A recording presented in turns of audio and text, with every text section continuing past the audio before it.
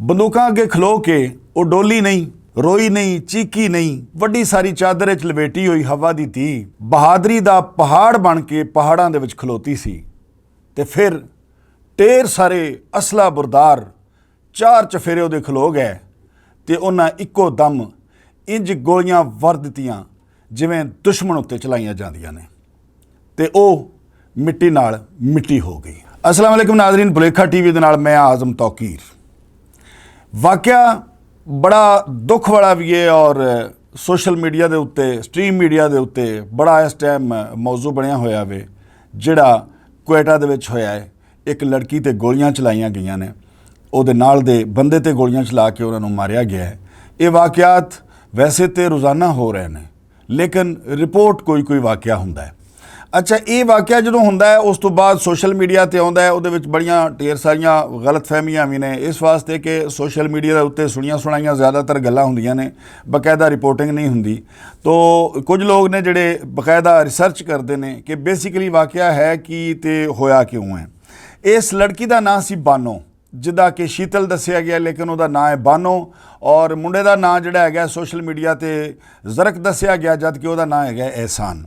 बानो जिहड़ी है उहदा सातकजई कबीले नाल तलक है और लड़का एहसान जिहड़ा उहदा है समरानी कबीले नाल तलक। कोयटा का एक नवाई इलाका है, पहाड़ी इलाका, उहदे विच ये रहिंदे ने। अच्छा, वो इलाका जिहड़ा है वो पुलिस वास्ते या वैसे भी नो गो एरिया है, पुलिस उत्थे नहीं जाती, हसास इलाका है, जरगा सिस्टम उत्थे दा चलदा है। हुंदा की है जनाब कि बानो जिहड़ी एक शादीशुदा है और अपनी जिंदगी गुजार रही है अपने खामद दे नाल।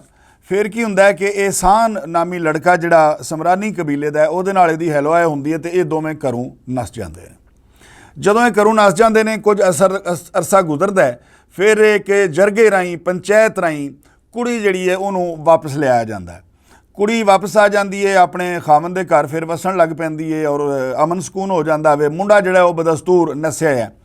अच्छा, कुछ वक्त जदों गुजरदा वे उस तो बाद मुंडा समझदा है कि हुण मामला चौंके ठंडा हो गया वे, हुण मैं वापस अपने इलाके च जा सकना वा। वो एक वडेरे नाल राबता करदा है ते उहनूं कहंदा है कि मैनूं पनाह दे और मेरा मसला जिहड़ा है इहनूं कोई सुलह सफाई वाले पासे लैके आओ। वो वडेरा उहनूं पनाह दे लैंदा है। वो एहसान मुंडा जिहड़ा है वो अपने इलाके च वापस आ जांदा है।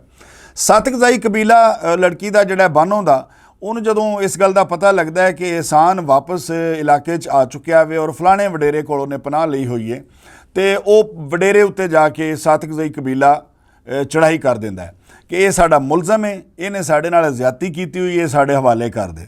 अच्छा, हुण वडेरा साहब ने बड़े शौक नाल उहनूं पनाह ते दित्ती सी, फिर लत्तां दे भार नहीं पाया तो उन्हें कहा जी कि मैं एक शरत ते इहनूं तुहाडे हवाले कर देना वा भी या तो तुसीं कुड़ी मुंडा दोवां नूं मार देना है तो या दोवां नूं माफ़ी दे दिओ। उन्हें कहा जी ठीक है, या असीं दोवां नूं मारांगे तो या दोवां नूं माफ़ी दे देंगे। खैर मुंडे नूं उन्हां दे हवाले कर दिता जांदा है। एहसान नूं वो घर आउंदे ने, आके लड़की नूं भी घरों कढदे ने ते 5-7 गड्डियां लैंदे ने, असला लैंदे ने, उन्हां दोवां दीयां बाहां बूहां बन के अखां बन के उन्होंने गड्डियां 'च बिठा लेंदे ने। उस तो बाद नवाई एक पहाड़ी इलाका है, उत्थे दोवां नूं लै जांदे ने। उत्थे जाके जो कुछ होया वो वीडियो दे विच तुसीं सारिਆਂ ने वेखिया कि इंज दा जुल्म जिहड़ा है कोई भी अहले दिल इंसान जिहड़ा है उहदे सामने इंज दा जदों जुल्म आउंदा वे वो बर्दाश्त नहीं कर सकदा। वो किड्डे जालिम और किन्ने सख्त दिल और दिल लोग होणगे जिन्हां इंज लैण दे विच खिलार के उन्हां दोवां बेचारिਆਂ ਨੂੰ कुड़ी जिहड़ी चादर दे विच लपेटी हुई उहनूं हुक्म दिता जांदा है तूं अगे पैदल चल, वो अगे जाके खलो जांदी है, पिछों उहनूं गोलियां मार दिंदे ने। अच्छा, यूट्यूब दे उत्ते कुछ होर चीज़ां भी बड़ियां डिस्कस हुई, उन्होंने तो गलबात हुई। एक ये भी हुई जी कि कुड़ी ने कहा जी कि मैनू हाथ नहीं लाना, मैनू सिर्फ तुसीं गोली मार सकते हो। हालांकि जिन्हें साडे यूट्यूबर भाई ने या प्रोग्राम करने वाले ने सारे पंजाब दे रहने वाले ने, वो बलोची जुबान नहीं समझते। अगर उन्हें बलोची कोई जुमला कहा भी है तो इत्थे किसी को कोई पता नहीं, वो सारा एक अंदाज़ा या तुक्का या कहानी बनाई गई है। खैर, ये अपनी जगह तो एक बड़ा वड्डा जुल्म है कि एक निहत्ती कुड़ी नूं जुर्म उहदे कोलों होया है जिहड़ा साडा मुआशरा बर्दाश्त नहीं करता कि किसी मुंडे नालों भज गई। बई या तो तुसीं उहनूं पहले दिन ही माफ़ ना करदे, तुसीं उहनूं वापस लै आंदा है, लिया के उहनूं अपने खामन दे घर बिठाता वे तो इहदा मतलब है तुसां उहनूं माफ़ी देती है। अच्छा, होया की है जदों उत्थे दी पुलिस नाल राबता कीता है तो उन्हें कहा कि इत्थे दा चौंके जरगा सिस्टम है, पुलिस उधर जांदी ही कोई नहीं है। उन्हां दा सिस्टम ये कि जिहड़ा मुंडा या कुड़ी इंज दा जुर्म करे वो वापस इलाके च ना आवे, जदों इलाके च आवे तो उहनूं मार दिता जांदा है।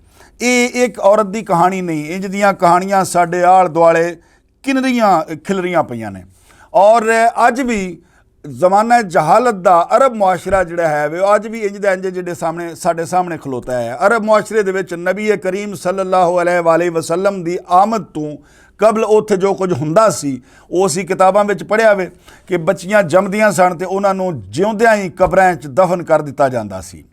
ਸਾਡੇ ਮੁਆਸ਼ਰੇ ਵਿੱਚ ਵੀ ਇਹ ਹੁੰਦਾ ਰਿਹਾ ਜਦੋਂ ਹਿੰਦੁਸਤਾਨ ਸੀ, ਪਾਕਿਸਤਾਨ, ਇੰਡੀਆ ਇਕੱਠਾ ਸੀ। ਇੰਡੀਆ ਦੇ ਵਿੱਚ ਹੁਣ ਵੀ ਇੰਜ ਦੀਆਂ ਤੋਹਮਾਤ ਜਿਹੜੀਆਂ ਨੇ ਉਹ ਮੌਜੂਦ ਨੇ ਕਿ ਬੱਚੀਆਂ ਹੋ ਪੈਣ ਤੋਂ ਉਹਨਾਂ ਦੀ ਬੱਲੀ ਚੜ੍ਹਾ ਦਿੱਤੀ ਜਾਂਦੀ ਹੈ ਵਗੈਰਾ ਵਗੈਰਾ। ਹਾਲਾਂਕਿ ਲੜਕੀ ਵੀ ਉਨੀ ਹੀ ਇਨਸਾਨ, ਉਨੇ ਹੀ ਉਹਦੇ ਹਕੂਕ ਨੇ, ਉਨਾ ਹੀ ਉਹਨੂੰ ਜੀਣ ਦਾ ਹੱਕ ਹੈ, ਉਨਾ ਹੀ ਉਹਨੂੰ ਆਜ਼ਾਦੀ ਦਾ ਹੱਕ ਹੈ। ਬਹਰਹਾਲ ਇਹ ਸਾਡੇ ਇਲਾਕੇ ਜਾਂ ਸਾਡੇ ਵਸੇਬ ਦੇ ਵਿੱਚ ਜਾਂ ਇਸ ਦੁਨੀਆ ਦੇ ਵਿੱਚ ਇਹ ਸ਼ਰਮਨਾਕ ਪਹਿਲੂ ਜਿਹੜਾ ਹੈ ਉਹ ਚੱਲਦਾ ਆ ਰਿਹਾ ਵੇ। ਹੁਣ ਇੱਕ ਹੋਰ ਕਹਾਣੀ ਮੈਂ ਤੁਹਾਡੇ ਨਾਲ ਡਿਸਕਸ ਕਰਨਾ ਚਾਹੁੰਦਾ ਵਾਂ। ਉਹ ਕਹਾਣੀ ਹੈ ਜਨਾਬ ਕਿ ਇੱਕ ਵੀਡੀਓ ਤੁਹਾਡੇ ਸਾਹਮਣੇ ਚੱਲ ਰਹੀ ਹੈ ਕਿ ਇਹ ਸਰੈਕੀ ਇਲਾਕਾ ਹੈ। ਸਰੈਕੀ ਇਲਾਕਾ ਇਸ ਵਾਸਤੇ ਵੀ ਕਿ ਬੰਦਾ ਜਿਹੜਾ ਹੈ ਭਾਈ ਹੈ ਇੱਕ ਬੀਵੀ ਆਪਣੀ ਨੂੰ ਮਾਰ ਰਿਹਾ, ਵਾਲਾਂ ਤੋਂ ਫੜ ਕੇ ਉਹਨੂੰ ਤਰੀਕੀ ਜਾਣ ਡਿਆ ਸਿੰਧ ਦੇ ਵਿੱਚ ਤੇ ਉਹਨੂੰ ਆਖੀ ਜਾਣ ਡਿਆ ਕਿ ਤੂੰ ਤੇ ਕੀ ਤੇਰਾ ਪਿਓ ਵੀ ਜੁਲਸੀ। ਇਹਦਾ ਮਤਲਬ ਇਹ ਕਿ ਉਹ ਸਰੈਕੀ ਇਲਾਕੇ ਦੇ ਵਿੱਚ। ਅੱਛਾ, ਇਹ ਹੁਣ ਜਿਹਦਾ ਵਿਆਹ ਇਸ ਬੰਦੇ ਨਾਲ ਹੋਇਆ ਹੈ, ਭਾਈ ਸਾਹਿਬ ਉਹਦੇ ਤਸ਼ੱਦਦ ਕੀਤੀ ਜਾਣ ਡਏ ਨੇ। ਵਾਲਦੈਨ ਵਿਚਾਰੇ ਆਪਣੀਆਂ ਬੱਚੀਆਂ ਨੂੰ ਵੈਸੇ ਤੇ ਇਸ ਵਾਸਤੇ ਵਿਆਹੁੰਦੇ ਨੇ ਔਰ ਘਰ ਵੇਖ ਚੱਕ ਕੇ ਵਿਆਹੁੰਦੇ ਨੇ ਕਿ ਉਹਦੇ ਜਾ ਕੇ ਸੁਖੀ ਰਹੇਗੀ, ਲੇਕਿਨ ਉਹਨਾਂ ਨੂੰ ਇਹ ਨਹੀਂ ਪਤਾ ਹੁੰਦਾ ਕਿ ਅੱਗੇ ਕਿਹੜਾ ਦਰਿੰਦਾ ਬੈਠਾ ਹੋਣਾ ਜਿਹੜਾ ਛੋਟੀ ਛੋਟੀ ਗੱਲ ਤੋਂ ਉਸ ਨਿਮਾਣੀ ਨੂੰ ਚਾਰ ਦੀਵਾਰੀ ਦੇ ਵਿੱਚ ਉਹ ਕਿਹੜੀ ਜੇਲ੍ਹ ਦੇ ਵਿੱਚ ਉਹਨੇ ਰੱਖਿਆ ਹੁੰਦਾ, ਕੀ ਉਹ ਬਰਦਾਸ਼ਤ ਕਰ ਰਹੀ ਹੁੰਦੀ ਔਰ ਆਪਣੇ ਮਾਪਿਆਂ ਨੂੰ ਦੱਸ ਇਸ ਵਾਸਤੇ ਨਹੀਂ ਸਕਦੀ ਕਿ ਮੇਰਾ ਘਰ ਬਚਿਆ ਰਹੇ। ਅਗਰ ਮੈਂ ਆਪਣੇ ਘਰ ਦੱਸਾਂਗੀ ਤੇ ਮੇਰੇ ਘਰ ਦੇ ਕਹਿਣਗੇ ਕਿ ਤੂੰ ਇੱਧਰ ਆ ਜਾ ਜਾਂ ਅਸੀਂ ਇਹਦੇ ਕੋਲ ਤਲਾਕ ਲੈਂਦੇ ਹਾਂ। ਇਸ ਤਰ੍ਹਾਂ ਦੇ ਦਰਿੰਦੇ ਜਿਹੜੇ ਨੇ ਉਹ ਹਰ ਜਗ੍ਹਾ ਦੇ ਉੱਤੇ ਮੌਜੂਦ ਨੇ ਔਰ ਇਹ ਰਿਆਸਤ ਦੀ ਜ਼ਿੰਮੇਵਾਰੀ ਹੈ ਕਿ ਇੰਜ ਦਿਆਂ ਦਰਿੰਦਿਆਂ ਨੂੰ ਨੱਥ ਪਾਈ ਜਾਏ ਔਰ ਇੰਜ ਦਾ ਜ਼ੁਲਮ ਜਿਹੜਾ ਹੈ ਤਾਂ ਕਿ ਉਹ ਘੱਟ ਤੋਂ ਘੱਟ ਹੋਵੇ, ਲੋਕ ਡਰਨ, ਲੋਕ ਖੌਫਜ਼ਦਾ ਹੋਣ। ਹੁਣ ਮਿਸਾਲ ਦੇ ਤੌਰ 'ਤੇ ਕੋਇਟੇ ਦੇ ਵਿੱਚ ਜਿਹੜਾ ਵਾਕਿਆ ਹੋਇਆ ਹੈ ਉਸ ਬੱਚੀ ਨਾਲ ਜਾਂ ਉਸ ਇਹਸਾਨ ਨਾਲ, ਅਗਰ ਉਹਨਾਂ ਦਰਿੰਦਿਆਂ ਨੂੰ ਇੰਜ ਹੀ ਸਜ਼ਾ ਦਿੱਤੀ ਜਾਵੇ ਜਿਵੇਂ ਉਹਨਾਂ ਦੋਵਾਂ ਨੂੰ ਮਾਰਿਆ ਵੇ, ਇੰਜ ਹੀ ਲਾਈਨ 'ਚ ਖਿਲਾਰ ਕੇ ਉਹਨਾਂ ਸਾਰਿਆਂ ਨੂੰ ਮਾਰਿਆ ਜਾਵੇ ਤੇ ਫਿਰ ਇਹਦੇ ਨਤਾਇਜ ਜਿਹੜੇ ਨੇ ਇਹ ਕੁਝ ਹੋਰ ਹੋਣਗੇ।